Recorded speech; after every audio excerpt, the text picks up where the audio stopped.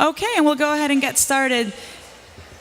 I think yesterday we were talking about the flying sculpture, and with enough buzz and energy, we could make it lift in the air and maybe even holding future meetings and future COPs in such a vehicle. And I think with so much energy in the air here, it's a nice prelude. Impeccable timing to have that lift in the air, and that energy can go right in here and on towards the next panel. We have, for session 8, the tough talks, trade-offs of reaching 0-0. I'm going to pass on to Ali Sheikh, Director of Lead from Pakistan and CDKN Asia. Hello everyone, can you hear me? Thank you for joining us this afternoon. I have a very powerful, very experienced panel on a very important issue. To see what the trade-offs are for reaching a 0-0 target by a certain year, I don't know which year. As the climate debate has moved from science to anchor firmly and clearly in the development agenda, the conversation has really moved towards trade-offs and co-benefits. Even though today's session speaks more about trade-offs, I'm certain the panelists will also highlight some co-benefits from their experiences. It's quite a powerful and diverse panel. They bring different strengths. And I want to very quickly introduce you to each one of them. And then I'll try to give as much space to question-answer session. And the support that I need from the panelists is sharp and crisp answers so that we could cover more ground. And with your support, I do wish to open the floor for a few questions, if that is possible. Do we have a mic that could go to the floor also? Okay. My first panelist on my right is Claudia Martinez. She's director of E3, which is Ecology, Economics, and Ethics.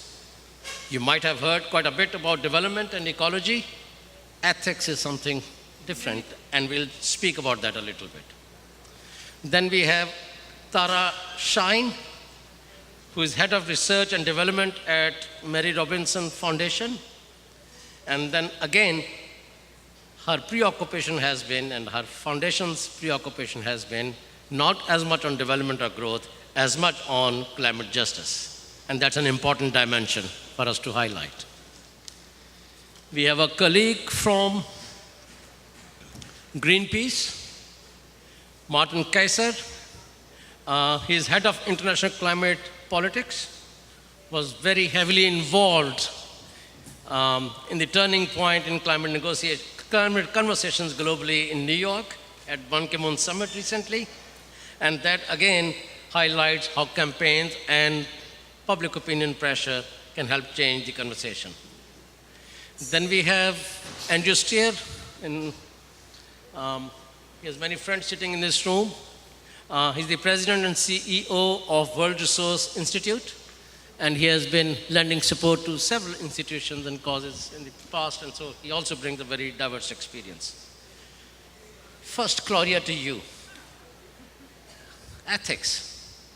Why bringing ethics into conversation is relevant for 0-0? Well, it's extremely relevant. Anything that goes in between economy and ecology is ethics. Take any example in the world, take mining in this country. Whether or not to do, for example, mining is what is happening right now in this country. Everything that goes in between is ethics. You mentioned private sector. I first want to ask about the values of ethics. Why these values are relevant for 0-0 conversations? Oh, they're absolutely relevant, and you link it with private sector. We really need companies who start thinking differently. It's not only about financial revenues, it's about social and environmental revenues, and that's ethical. how to build these companies, how to promote markets that drive social and environmental fairness in an ethical way. So we see Claudia is talking about values. These are optional, whereas you're talking about justice. Thank you. Well, I think justice is based on values, values that we share as human beings, our belief in human dignity. So I see we work a lot on ethics in our work on climate justice, and therefore, yes, it's about finding what we've heard already yesterday and today here is that we have to completely move away from business as usual, because that will neither solve extreme poverty nor climate change. And I think the new version of how we grow, how we develop, how we run our societies will be informed by and motivated by justice, ethics, rights. But wouldn't you agree with me that the justice can be dispensed, it can be enforced, whereas values cannot be enforced? So there is a fundamental difference between your two organizations and their ethos. Well, I think we would think they're one and the same thing. What we know is that we share values as human beings. We rely on a legal system to impose those. Some recent research by the International Bar Association on climate justice and human rights. So this is the global organization of all the lawyers in the world. And they sat down and had a look at climate justice, and what they found out is that our legal system is not ready to deal with the challenges posed by climate change. This will have problems. It means it's difficult to deliver justice in our current system because we're ill-equipped through our legal systems to deal with the impacts of climate change, to plan for adaptation to climate change. So even within that, in order to deliver the justice, we are going to have to greatly improve and adapt our legal frameworks, which are grounded on these values that we share as human beings. Okay, fair enough. So the justice requires legal frameworks and some discipline. But here our friend from Greenpeace believes in public support, coming on the streets to demand for their rights, or what they perceive are their rights. Again, somewhat different from Mary Robinson Foundation and what Tara has been talking about. Yeah, I think without the public debate about the values and the ethics around climate change, we won't move neither the politicians nor the corporates. And so it's important to bring this kind of issues into the public debate.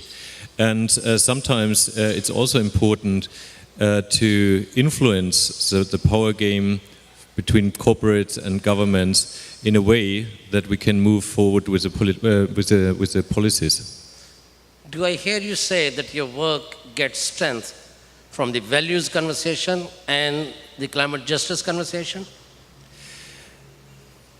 The debate about climate change in many countries is heavily linked between both discourses. When we look into the debate in India, when we look into the debate in China, in Northern America, and most recently, I think, in the Philippines, we can clearly see the connection between both debates. And that's why also Greenpeace is much more engaged in both discourses and both political fights.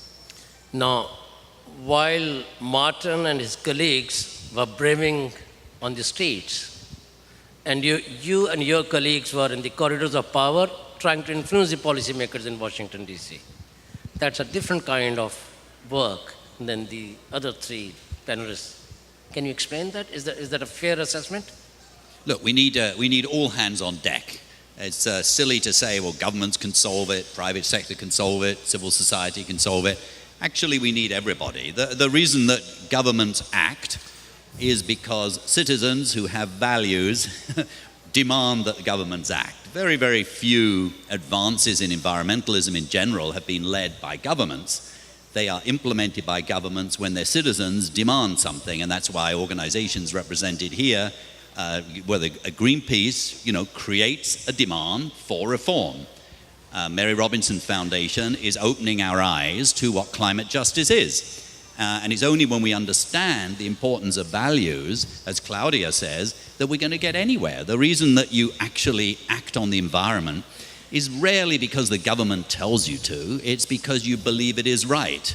But we do need government. We need government to set the framework within which the private sector operates. So fair enough. I'm going to come back to you on this question, but you just defined the outer boundaries of this conversation, that all these are very relevant stakeholders, and there may be many more. Such stakeholders would include World Bank, you think? Absolutely, yeah. And other multilateral institutions? Yeah, the multilateral institutions have a very valuable role to play. They haven't always played a wonderful role in the past, but I think, for example, what the World Bank is doing now, together with the other multilaterals on putting a price on carbon, is what we ought to be doing. So what kind of narrative you think we would have used to persuade them to have the sixth chair here on this forum today? Did you invite them here? Of course we did. And they said no? I think it's probably because they're very busy doing other things. I think, Ali, we need to get out of this very old-fashioned notion that these are the bad guys, these are the good guys. We've got to be much more sophisticated than this, and we've got to say, look, we need all hands on deck. Consider, for example, when you go into a supermarket, half of all the items in the supermarket have palm oil in them. Okay, you as a consumer can influence what happens in the jungles of Kalimantan. But you can only do it if all the parts fall together. If you as a consumer demand deforestation-free palm oil, if Paul Pullman, head of Unilever, is successful, if the round table, if the government of Indonesia gets it, if it puts in place the right kind of policies, if financiers come in, you need everybody. So we've got to get out of this old-fashioned notion of the good guys and the bad guys. I understand you, but I don't want you to miss my question. My question was, and since you have served at the bank, and it was a purposeful question, what kind of narrative we need to have to reach out to them? That was my question. What narrative would have persuaded them to be here and forums like this? I think they get the narrative. President Jim Kim gets the narrative. What you have to demonstrate is that if you want to address poverty, if you want to get to zero poverty, you have to get to zero carbon, which is what this meeting's all about. And so you absolutely have to put people first, poverty first. Some institutions were set up to deal with the environment, like UNEP. Some institutions were set up to deal with poverty reduction. The World Bank is one such one, the United Nations Development Programme. So you have to demonstrate the link to poverty, which is what this meeting is all about and why it's so brilliant. Fair enough. Let me come to you, Tara. Different institutions were set up for different purposes, such as UNEP, as Andrew said. What are the right kinds of institutions that we will need for zero-zero conversations? Well, I think we'll need some of the institutions we have now, but they're going to have to work differently, and they're going to have to talk to each other, and do more than talk to each other, listen to each other, and work together. So it's a crazy system that we have institutions that work on human rights, that don't talk to institutions that work on environment, that don't talk to institutions that work on development. But I also think that the transition we need to make to zero poverty and zero emissions will require some additional institutions, or perhaps we might actually tear up some institutions and retire them and create some new ones that are more fit for purpose. But certainly the institutions that will hold us all to account, that will deliver this transformation that we want to make away from business as usual, which is what most institutions know how to do, to something different, is going to require us to be brave and a lot more imaginative, I think, than we have been up until now. So there are some kinds of institutions we don't need for future, and then we need some new institutions. I think so, yes. No. I've been thinking about this because we're working in a project in Cartagena, for example, where we created a climate change plan. And we were ready to implement the plan, and now thinking, what type of institution do we need for a city like Cartagena? And I was just speaking with a lady here who's in Durban, also thinking about the type of institution that is needed in Durban. And really, at least in Cartagena, we don't have a special institution that can handle the whole thing. We have a committee with around 20 to 25 institutions from the private sector, from the public sector, but there is not the precise institution to tackle all these in one form. So I think we need to form new types of institutions, maybe a combination of institutions, but it's something that goes beyond the environmental institutions, an institution that deals with planning issues, that can handle public and private resources, for example, very important, and that can speak to civil society in general. So we really need new types of institutions. So Martin, what kind of institutions fit in your vision?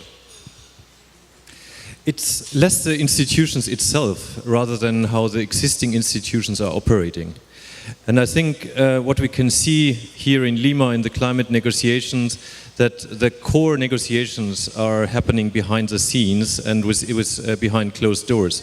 We see the same for the World Bank Council, we see the same with the G20 meetings, which are totally closed for civil society observers. And if we don't bring transparency in the decision-making processes of the existing institutions, they will drive another agenda, which is not the agenda of bringing down poverty to zero, and it's not bringing down fossil fuel emissions to zero. And this needs to change, otherwise there will be only economic, profit-driven agendas decided behind the doors and not in the interest of the people. I want to come back to you. Earlier this morning, you were telling me the Colombian coffee that's sold in Costa for $7 gets about 1% profit, 1% goes back to that growers, that community.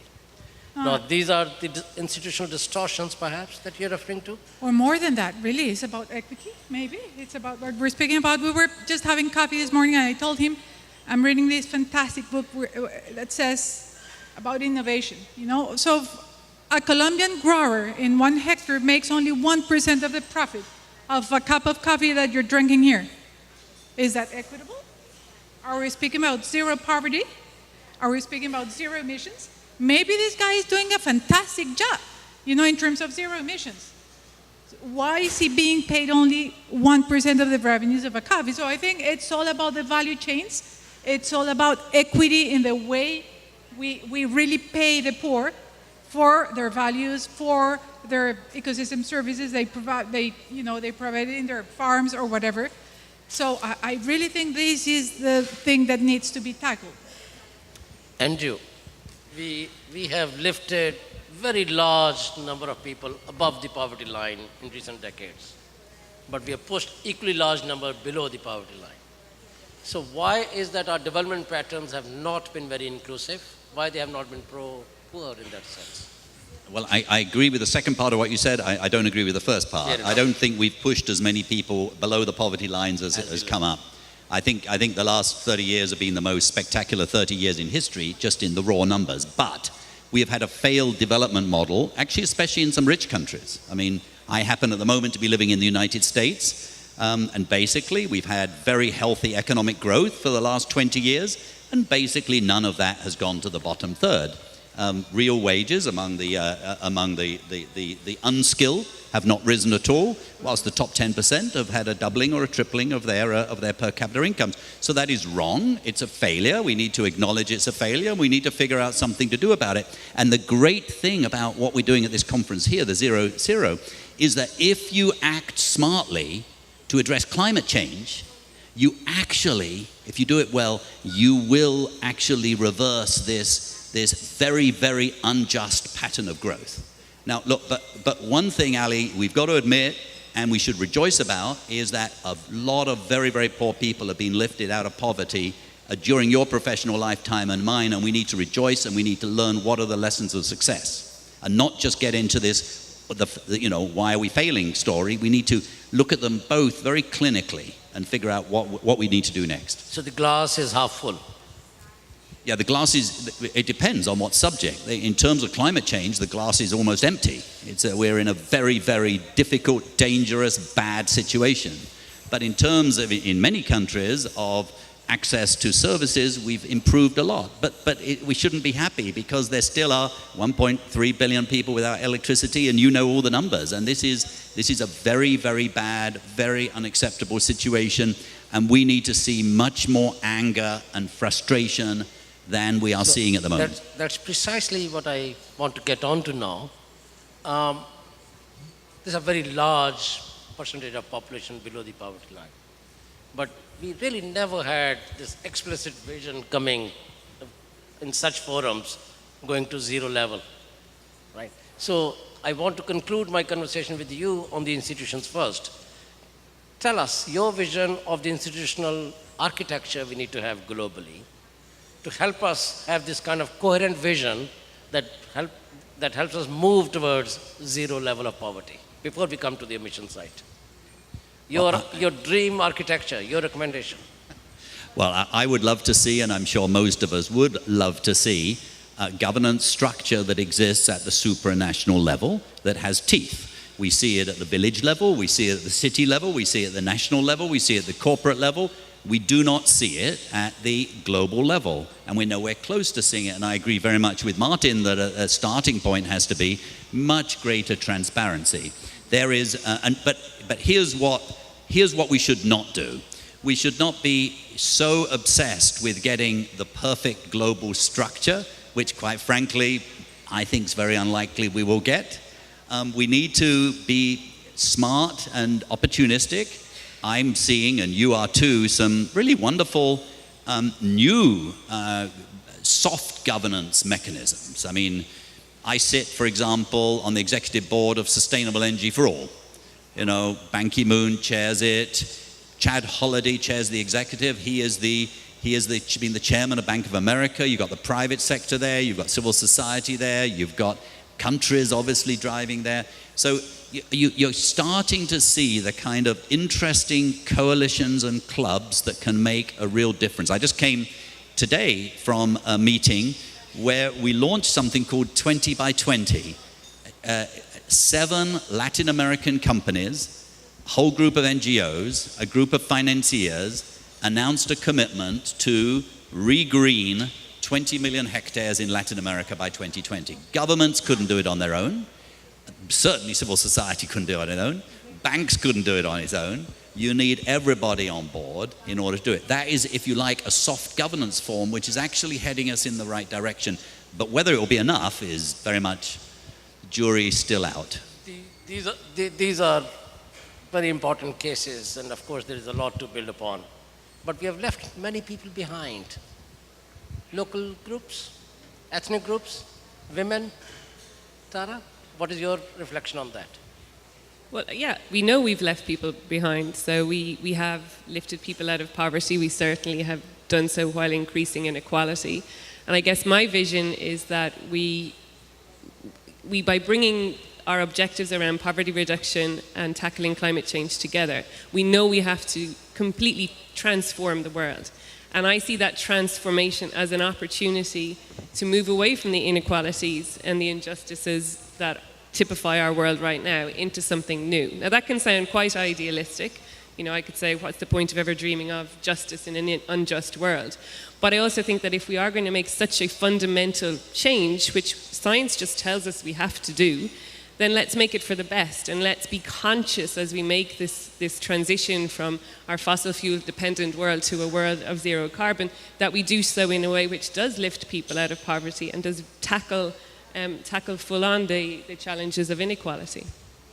Martin, on Friday, UNEP's adaptation gap report was released, saying that locking a 2-degree temperature change would require immense investments, $150 billion per year by 2025, 2030.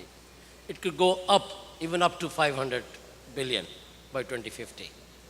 Now, what are the trade-offs here? Where do we get this money, and where we are going to take it from? It is interesting to see that over the last 15 years, the corporate sector, which is mainly driving climate change and catastrophic climate change, the oil business, the coal business, has managed very well that they are more and more out of the responsibility to pay for polluting the atmosphere, because what we at the moment see that the emissions trading systems prices are so low that they are marginal for the corporate sector. On the other hand, the burden for paying for the cost for adaptation is now with the states, which always say they don't have the money for it. So I think we have to change the game, and that the damages, for instance, a typhoon like in the Philippines is now creating, this must be paid by the corporate sector from the oil industry and the coal industry. Otherwise, how can we take this burden? And the second point I want to make, we are now having 0.85 Celsius degree global warming. And climate change is already happening now, with catastrophic impacts for the people. So what can we expect from a 2-degree world? We have to do the utmost to stabilize the global warming far below 2 degrees, even below 1.5 degree. Otherwise, we probably come into a situation which will totally shift the entire economies in many countries in a very short period of time. No, Martin says reach out to private sector for these issues. But the real life outside is very different. A recent ODI report shows that in G20 countries, $88 billion in subsidy goes into oil, gas explorations. There is a subsidy going into fossil fuel at a time when we are talking about. And Andrew, I come back to you. This is quite a contradiction between rhetoric and real life. Yeah, it is, and I agree very much with Martin. We should, those who cause the problem should pay, but it's not just the oil companies. It's everyone in this room right now who ever goes in a vehicle that uses gasoline. It is everybody who is enjoying these lights right now. I don't know where the electricity is coming from, but if it comes from fossil fuel, we should be paying. So I believe we have to internalize this. I like the idea of villainizing those who deserve to be villains, and I absolutely agree with you on the oil company, but let's not let ourselves off the hook. We are actually using this stuff, and we're the ones that are voting for our governments who are not doing what they ought to be doing. It's not just 88 billion, that's in OECD countries, but worldwide, cash is 600 billion, and the economic value, according to the IMF, is 2 trillion. So we're basically taking $2 trillion a year, and we're using it to encourage us to use more energy than we need to. This is just Mickey Mouse land. Now, and what we have to do as civil society is get unified on this. Now, some people would say we can't eliminate subsidies because we'll hurt the poor. But everyone, I think, in this room knows that 80% of all subsidies benefit the top 40%, and the bottom 20% get virtually none of the subsidies. What we ought to be doing is eliminating the subsidies, taking that cash, using that cash as cash transfers for the bottom 40% of the income distribution, just like Iran did, just like Indonesia under President Yudhoyono did, where he said, yes, I am willing to reduce subsidies because it's a shocking waste of money and I could use that money to educate children, but I'll only do it if you guys can show me, talking to his cabinet and his Minister of Finance, you have to show me that we're able to give subsidies to compensate the bottom 30% of the population, and within 6 months they put in place a fantastic compensation system. We need to get on board on this kind of thing, because otherwise we're going to get really tangled by not really agreeing what needs to be done. I really want to come back on this issue of trade-offs. 88 billion of subsidy to rich and famous, as Andrew says.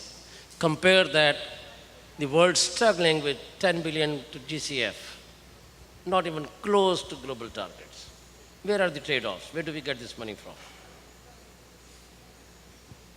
Well, I agree with Andrew, really. I come from Colombia, and right now the situation is that we have revenues from the petroleum companies and the mining companies, but we make them exempt of taxes.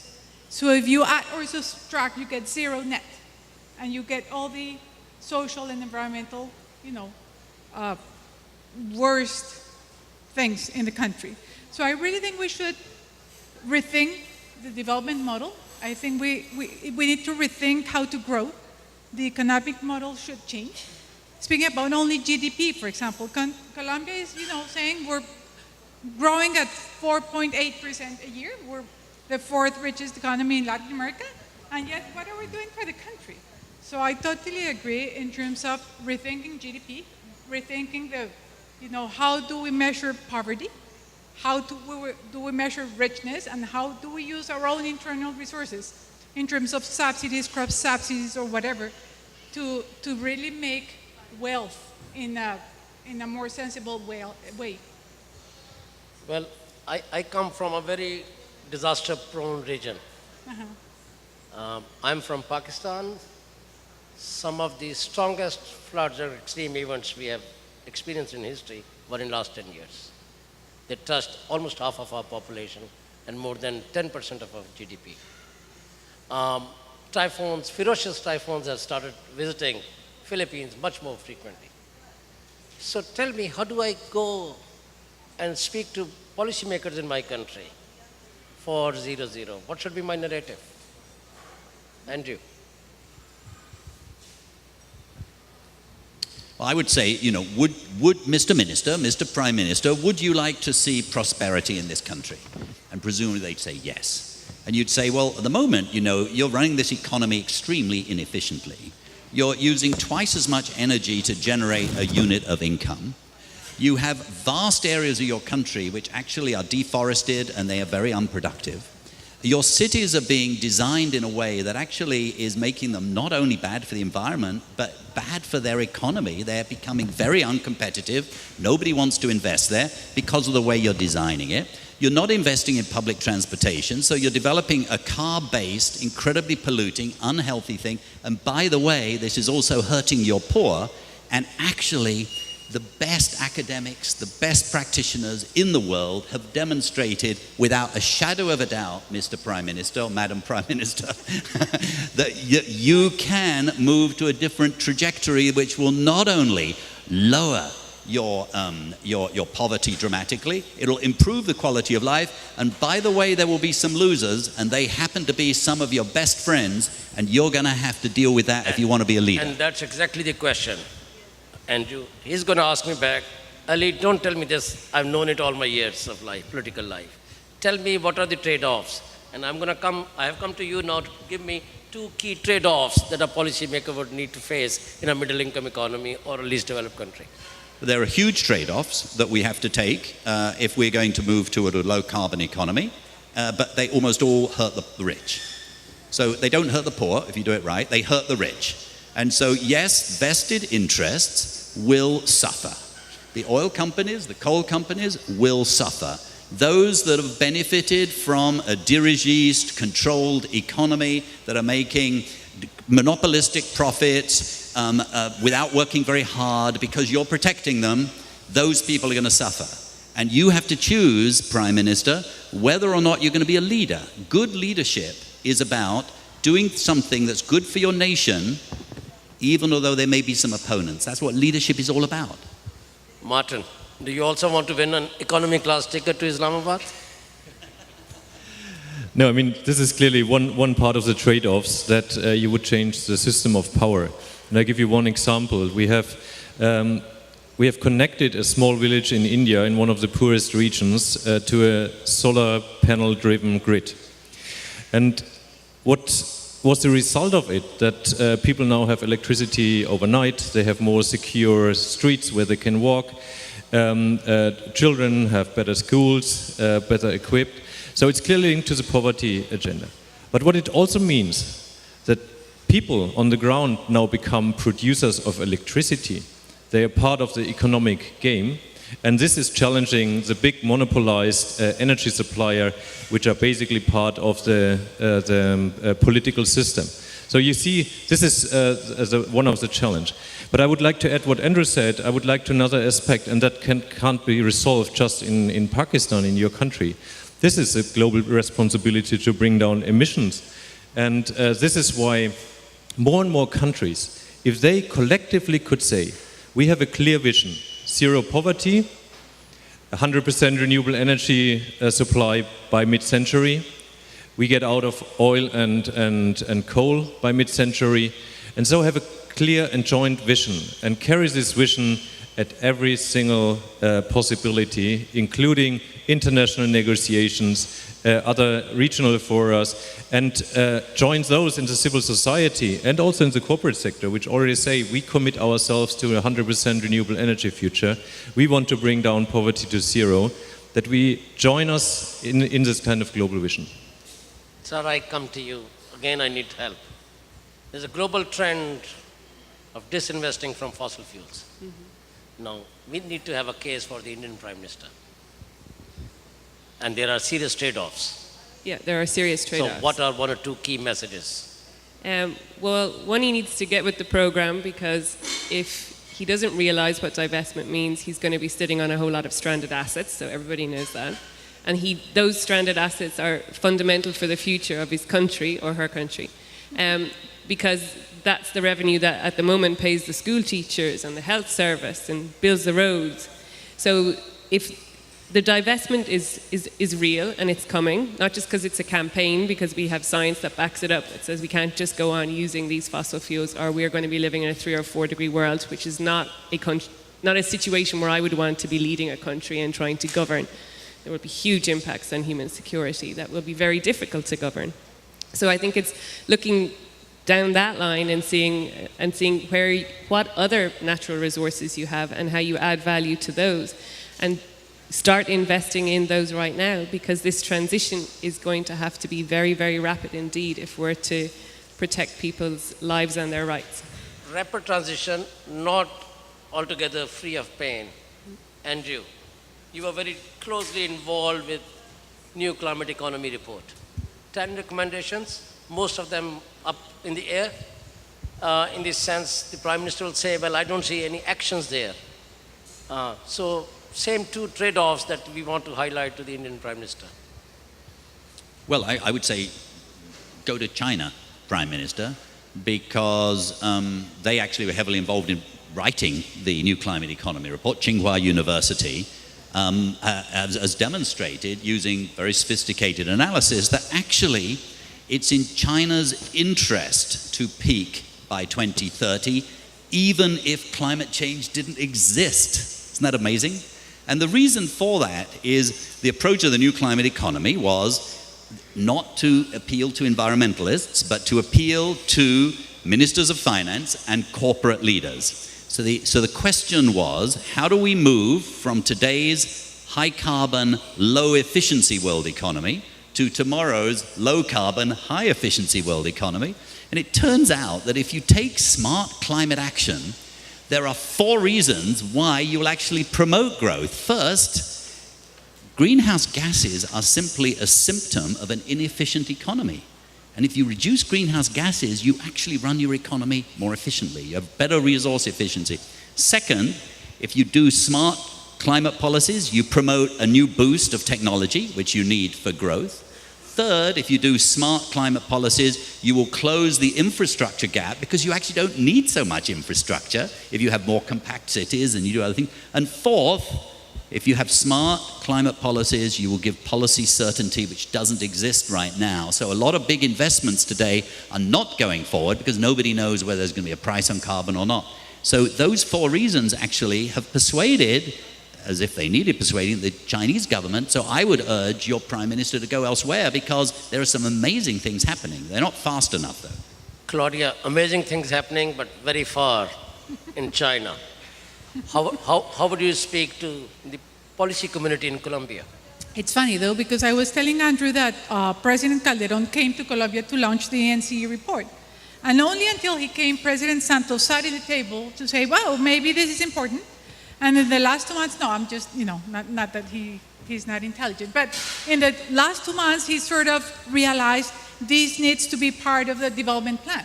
So I think the NCE report finally spoke to the president of Colombia. And I think we need more reports like that one.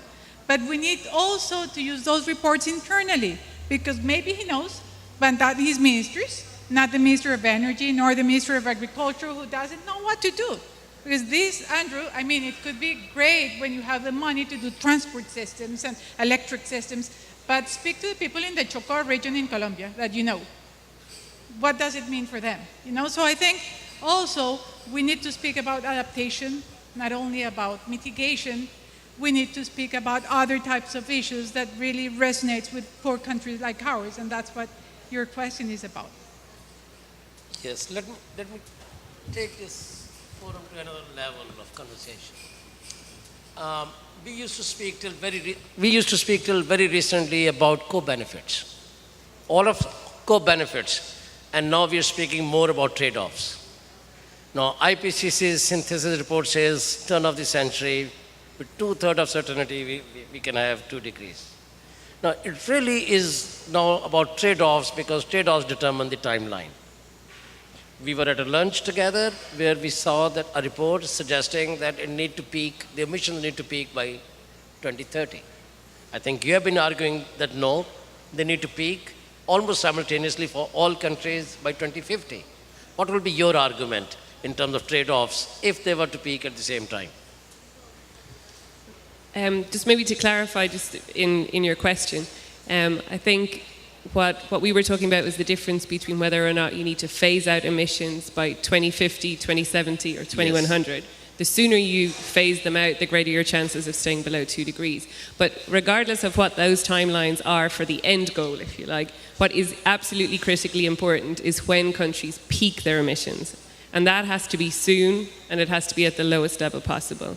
And research that the Mary Robinson Foundation conducted looking at how you can phase out carbon emissions by 2050 while supporting the right to development and human rights shows that in order to be fair, actually all countries need to peak at the same time. So you can't give, although this seems counterintuitive, you cannot give developing countries longer to peak, A, because there isn't the carbon budget to allow us to do so, but secondly because it is unfair because you then create a two-tier system where those with the capacity and the resources to do so move forward into clean, green, renewable energy, and you lock in the poorer countries to a reliance on dirty fossil fuel-based energy. So in fact what we're looking at here is not just an unprecedented transition, but one which we need to make together in our collective self-interest, and with the support for developing countries to, A, continue to adapt, because the adaptation problem doesn't go away, whilst we invest in a just transition for all countries. And that's challenging, but that's our new reality. So what's realistic, what's unrealistic has been recast, and politics is now going to have to catch up with that recasting of reality. I want to open the floor briefly, if you have the mic.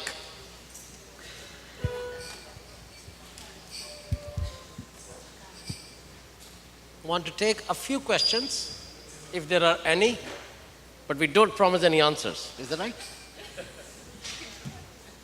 By show of hand, any questions, anyone? Lady there on the left.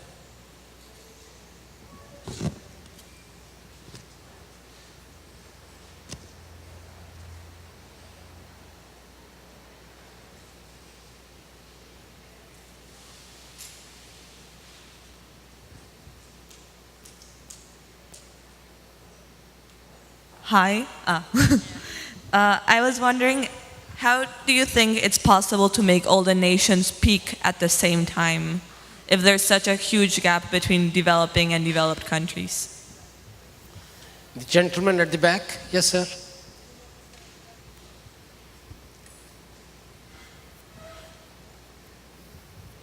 Hi, my name is Joe Robertson. I'm with Citizens Climate Lobby, and I wanted to ask just about the remarks of Andrew Steer and Tara Shine about peaking at the same time and pricing carbon. The idea that we want to keep the dirty fossil economy out of the future of developing countries, I think that's an important point. If you could elaborate on that a little bit and how that actually helps us to do better with development going forward. Okay. I guess the gentleman at the end, yep. I have a question about Mickey Mouse Land. The promotion of further fossil fuel extraction by governments, which is the status quo at the moment. If business as usual continues for just 15 years, we'll break a decent 2-degree budget. So how are we going to turn this around in these 15 years? What are the hooks that we have where we can pull things in the right direction, because all the governments are pushing full speed ahead with extraction, and we need to basically shut it down over the next 2 centuries within our generation, definitely. Yes. Thanks. There's one more question here. I saw a hand in the middle somewhere. Yes. Yes, ma'am.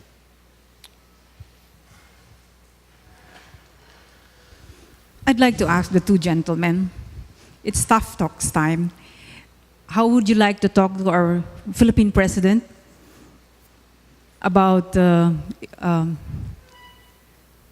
Andrew says he can talk to the Prime Minister of Pakistan, but how would you like to speak to the Philippine president right now to combat climate change and what to do about turning the Philippines into a green economy, as they say?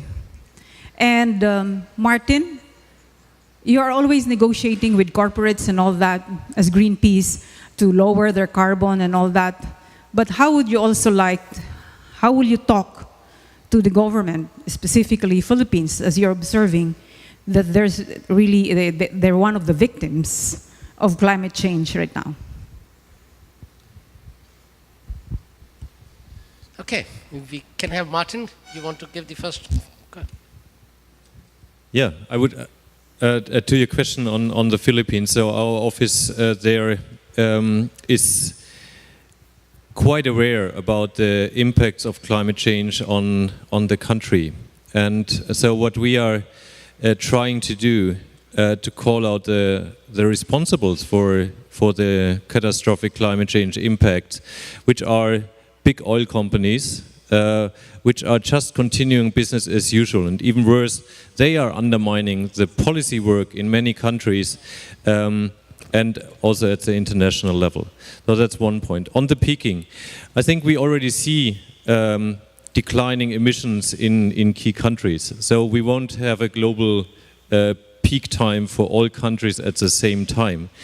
And I think over the last years, I think we have come over the discourse about the right to pollute, because we see in countries like China, which has been mainly responsible for the global increase of emissions through coal firing in the last 10 years, they see that the air pollution problem, the water pollution problem, the drought problem in agriculture areas is a problem for the economic system, but also for the political system.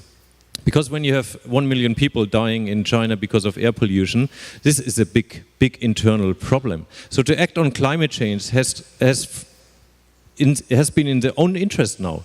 And so how can we move that forward? And I think there are 2 points. I think on China, we need to peak much earlier than 2030. It needs to be earlier than 2025. But also we have to link the short-term actions to a long-term vision. So every country, if they basically should define their long-term goal in terms of emission, but also in terms of poverty, that would help in any kind of decision to remind them about this direction. And I think this would be an important step to get. Claudia, you want to add something? I was actually thinking, why are always the questions about how would you speak to the president? Maybe we should speak to the children, and maybe we should start by that president who was a children and went to the wrong school and maybe doesn't understand climate change, you know? And I think the system, the educational system, is the one we have to tackle. We have to speak to the children. I'm so glad to have all these youngsters in this room. You know, they all understand climate change better than we do, I think, I hope, you know?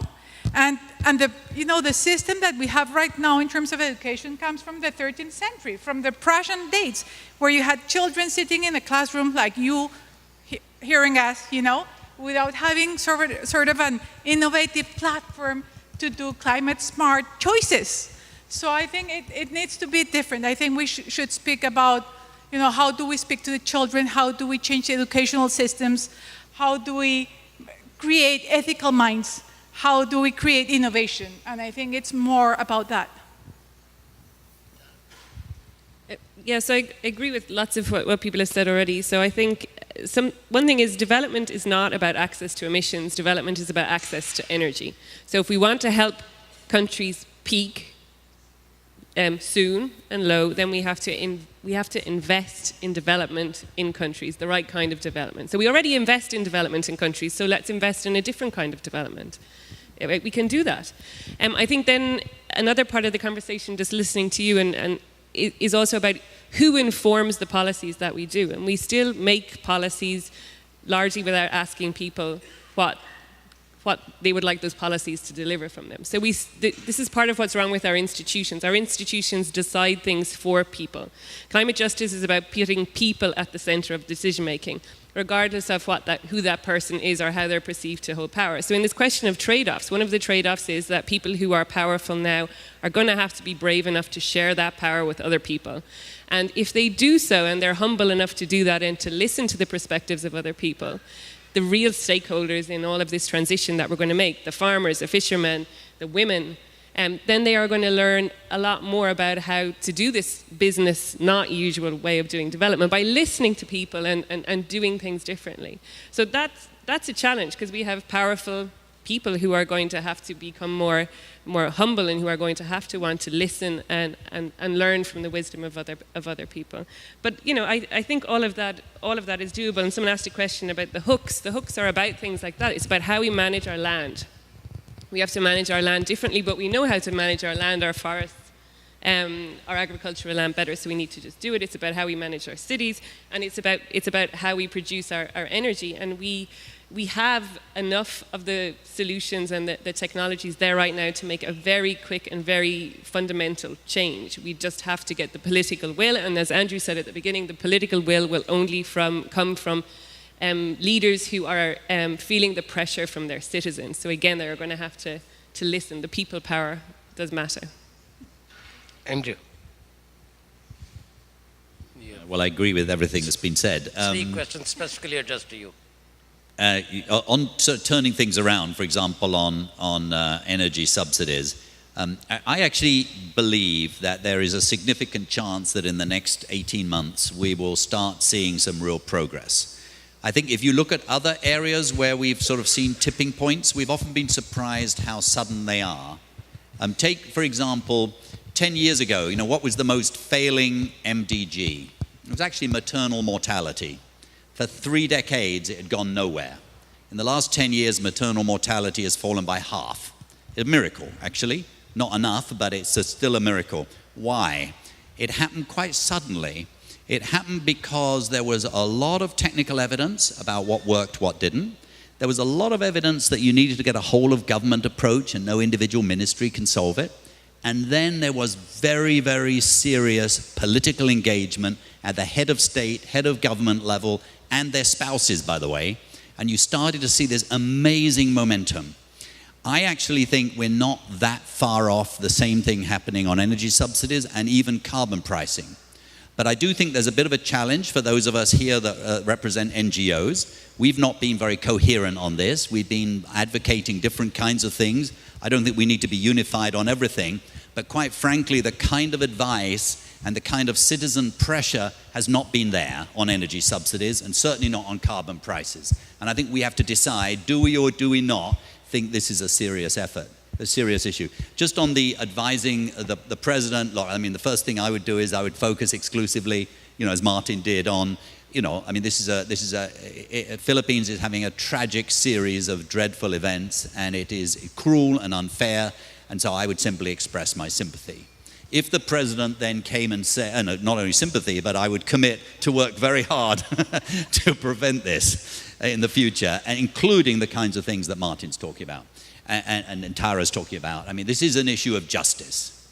If the president then said, by the way, I know there's a lot of work going on as to what green growth really looks like. Anything you'd like to share with me, I would share with the president. I'd say, I'd get together with the mayors of your major cities, and I would tell them that, quite frankly, we're urbanizing in a very old-fashioned way in the Philippines, and actually we're doing it in a way that's really bad for our economy. Our cities are not attractive to investors, and the reason they're not is, quite frankly, they're not very green. And we've learned a huge amount about how to design good cities. We actually know the difference between Barcelona and Atlanta. Barcelona per person emits 1/10 of the greenhouse gases as Atlanta does on transportation. But here's the point, it's also much more efficient, and you grow better. Do you know Lima, Peru loses almost 10% of its city income due to congestion? That's like taking 1/10 of all you earn, throwing it away, because people sit in traffic. There is a better way. And the fact that now Lima is introducing bus rapid transit is just one obvious thing. There should be a revolution going on bus rapid transit, and we should stop worshipping the car. Martin, you wanted to add something. Yeah, I just want to respond to the carbon pricing you mentioned earlier as well. We have a totally different approach to that, because this is a kind of smokescreen which has been set up now to have a global carbon price for the pollution. It will never happen. I think what needs to happen is really that we really develop policies and legislations which clearly gives a long-term perspective for the phase out of coal, phase out of oil, rather than to, let's say, dream about a global carbon price. For sure, it's price-driven. But once you have the policies at the national level, which is the most effective way to imply legislation at the moment, it's a kind of distraction from these clear possibilities every government has at the moment to steer fossil fuels to zero by mid-century. Yes, go ahead. I agree with that. I want to be quite clear. I'm not saying we should devote all our efforts to getting some centrally planned UN global carbon price. Forget it. No. What I'm saying is that each individual country should go back and read their economic textbooks. Professor Pigou in 1923 showed what good taxation is. You should tax things that are bad for you and not tax things that are good for you. So we should stop taxing poor people's incomes, and instead we should tax emissions. So it's nothing to do, I mean, it'd be nice if we had a global carbon tax, but each individual country, Norway's had an $80 a ton carbon tax now for almost 20 years. It's very smart. Even, believe it or not, Republican think tanks in Washington, D.C. are actually now exploring the benefits of a carbon tax because they could then lower other taxes. It doesn't imply a bigger government, it just implies a smarter government.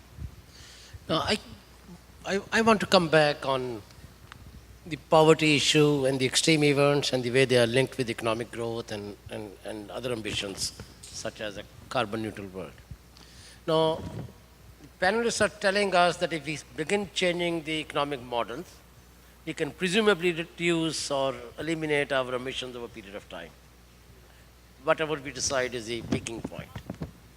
But the amount of carbon that we already have in the system, and that's causing extreme events, is costing a lot to the economies and the cost of development.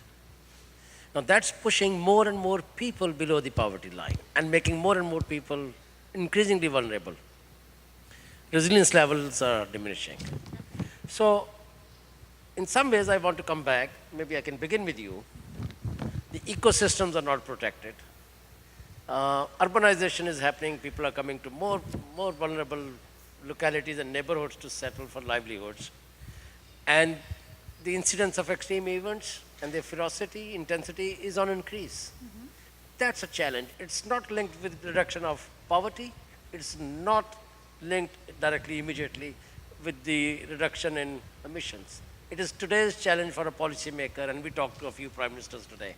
So the question that I have for you is, tell us that how do we highlight some of the trade-offs that exist, no matter when we reduce our emissions. The extreme events are coming just about every day now. So how do you create that balance in your work, that economy, ecology, and ethics that you referred to earlier on? It's a tough question, really, when you have, for example, a continent like this one with lots of natural resources, and the economy is driven on natural resources, again, like petroleum and minerals, and yet you don't value water, you don't value forest, and you don't understand landscapes. You were just speaking about it, Andrew. I mean, Lima. Lima has 3 rivers, and the 3 rivers that are giving, the whole ecosystem base of Lima is based on 3 rivers. What would you do about, landscapes economy? How would you create a Peruvian system that is based on ecosystems? And I just heard, for example, Paul Pullman this morning in the landscapes economy, and for me it was incredible to hear that for him, forest is what's standing behind his companies. Is 0 deforestation in his company as Unilever. Wow. Yeah. Wow. I would like to hear, the trade minister here, the economic minister here, the agricultural minister here, thinking about it that way. So you put the question around ecosystems-based economy, and I think that's the way forward. I think it's about landscapes. I think we're all in one planet. And unless we understand nature, unless we understand water, energy, etc., we won't survive. Let me ask you to explain your answer a little bit. What you're saying, fair enough, but help us understand some of the trade-offs that will exist during the transition phase. Well, there are many trade-offs. I mean, for example, understand, a trade-off in terms of doing mining versus having water. Is that a trade-off? It's about, for example, in Cartagena, when you understand ecosystem-based system, we destroyed all the mangroves, we destroyed the coral reefs because we want to have the best port in Cartagena. How can we think backwards and restore the ecological system of Cartagena? That's a trade-off, again. So there are many trade-offs. So this is restoring old practices and ecosystems and looking at their integrity and health as an insurance. From the climate justice point of view, and you have been spending a lot of time and energy on inclusiveness, reaching out to those that the system has really shoved out in the cold. So what are the trade-offs if you want to bring people in your system, in the mainstream, you want to enhance their resilience, lift them up on the poverty level? Somebody has to lose somewhere. So where is the biggest trade-off that you see? I think a lot of these things, when you go down to the local level, aren't trade-offs. They're just sensible, good decisions. So I don't think someone living in a forest distinguishes between looking after that forest as a mitigation action or an adaptation action. It's just good sense. And including them in deciding how they look after that forest so that they get short-term, immediate economic benefits, whilst in the long term that forest is both increasing resilience and acting to suck up the carbon out of the atmosphere. That's just sense. There is no trade-off in that. That's just sensible. And to those people who are responsible, if and WRI has a great piece of research on this, if their rights are enhanced, if their rights as owners and managers of that forest, for example, are really realised, then they are just the right people to make these sensible decisions, and they won't go categorising it into adaptation or mitigation. They will just be doing the right thing for themselves, for their families, and for their environment, and they won't create these silly separations that we create up the line. So what are the new signposts for the state power, so to speak? How do we exert pressure on public opinion globally? It was a very successful campaign that you were part of in New York a month ago. So where do we go from here? I think New York was remarkable in many regards. I mean, imagine in the country like the United States, which had been the blocking in the international negotiations for many, many decades. You had a demonstration of 400,000 people on the street, which were unified in this kind of long-term vision to say, at one point we have to come to 100% renewable energy, we have to fight for global justice, and we have to link the developing discourse with climate change. But it's also the little symbolic activities like yesterday here at the beach of Peru, where a lot of indigenous peoples from the Amazon region make a photo opportunity and protest it for the rights they have in the Amazon region. And those people, and that has been proven by many scientific studies, I think they have been the decisive factor for preserving the forest in the Amazon region. And to help those people and to help the rights for those people helps also people in the region of Sao Paulo, which has been suffering from a big drought this year because of the circulation of the weather is disturbed through the deforestation in the Amazon region. So it's heavily interlinked. Martin, it's the last question. We have to conclude with this, but I want you to be a little bit forward-looking in one particular aspect. This kind of power that we saw in New York a couple of months ago, now how does it influence think tanks' role and responsibilities? You have been quite active in influencing policymakers in many, many innovative ways. Now the question is, when we move towards zero emission, zero extreme poverty, what are new tools and new approaches that you think will become more relevant for think tanks? Well, I think what we have to understand is that different institutions, different NGOs are part of the solution but may have different roles. So, for example, we have very close partnerships with Greenpeace. Greenpeace is the best in the world at certain things. We are best in the world at other things.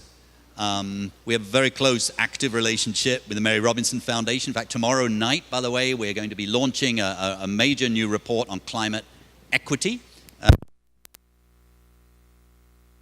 The best in the world at certain things, especially getting to very high levels on issues of justice and morality. So too with CDKN. You see, I'm going through the whole panel.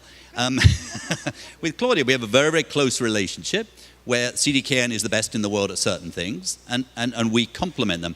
In terms of where we go next, we do believe that, you know, our motto, which is count it, change it, scale it, is actually quite useful. By count it, we mean that actually you need the best data in the world, and you need the best analysis in the world. So, for example, what we're doing on Global Forest Watch, which together with Google and others, for the first time ever, you can see in real time down to, you know, a hectare, you can see deforestation happening really in front of your eyes anywhere on the planet.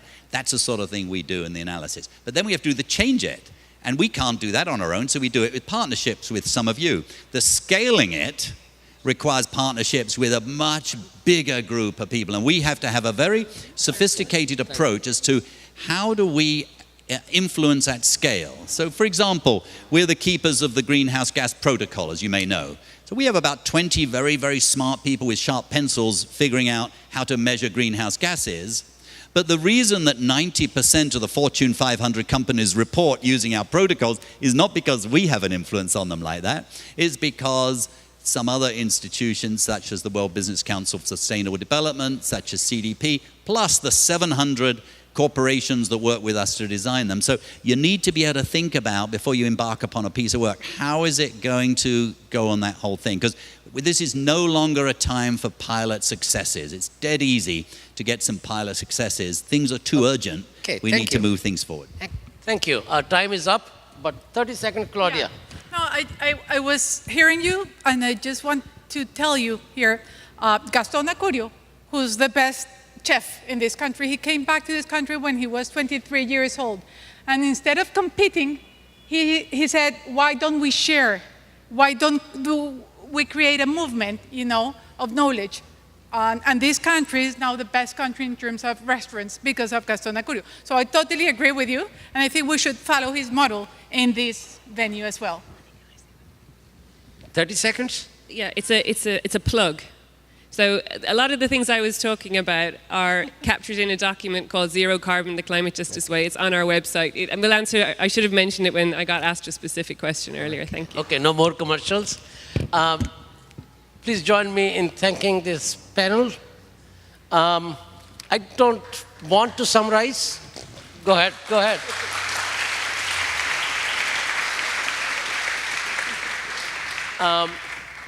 What we have highlighted is try to define the contours of this debate. What we are trying to do is highlight the diversity of stakeholders that need to be engaged in this conversation. We have highlighted some inadequacies and the challenges for new institutional architecture, challenges that lie ahead. There may have been some softer differences, and there may be some profound differences in approaches that we have sensed. But I think this panel shared at least one thing. That's optimism and a resolve that we need to do something about it. And I think I want to conclude on this, that unless zero net emissions become an integral part of elimination of extreme poverty, we probably cannot succeed. So that kind of organic integration needs to happen. And I want to thank everyone for attending and participating in this. Thank you.